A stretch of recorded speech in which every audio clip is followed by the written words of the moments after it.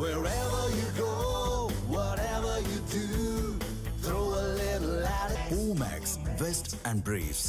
117 தற்காலிக மருத்துவர்களை பணி வரன்முறை செய்ய மறுக்க முடியாது என சென்னை உயர்நீதிமன்றம் கூறியுள்ளது.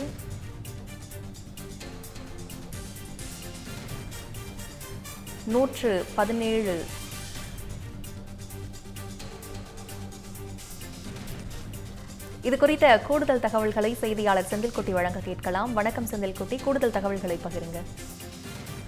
2025-26 ஆண்டுக்கான சிறப்பு நிபுணத்துவ மருத்துவ படிப்புக்கு விண்ணப்பித்த அருள்வேல் என்ற மருத்துவர் அரசு மருத்துவமனையில் தற்காலிக அடிப்படையில கடந்த 2021 ஆண்டு முதல் பணியாற்றிய காலத்தையும் கணக்கில் கொண்டு கலந்தாய்வுக்கு அனுமதிக்க வேண்டும் என்ற ஒரு கோரிக்கையை வைத்து சென்னை உயர்நீதிமன்றத்தில் வழக்கு தாக்கல் செய்திருந்தார்.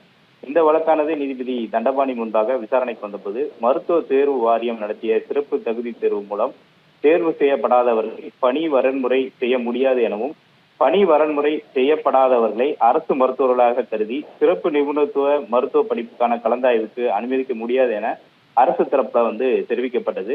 வழக்கை விசாரித்த நீதிபதி பொது நலனை கருத்தில் கொண்டு தனது சிறப்பு அதிகாரத்தை பயன்படுத்தி தற்காலிக அடிப்படையில நியமித்த 117 மருத்துவர்களின் பணியை வரன்முறை செய்து அரசு முன்மாதிரியாக இருக்க வேண்டும் என்றும் பணியை வரன்முறை செய்ய முடியாது என மறுக்க முடியாது என்றும் அப்போது தெரிவித்தார்.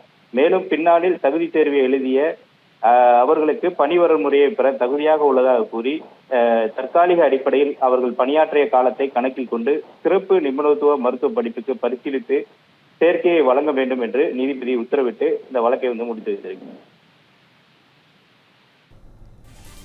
கூடுதல் தகவல்களுக்கு நன்றி செந்தில்குட்டி.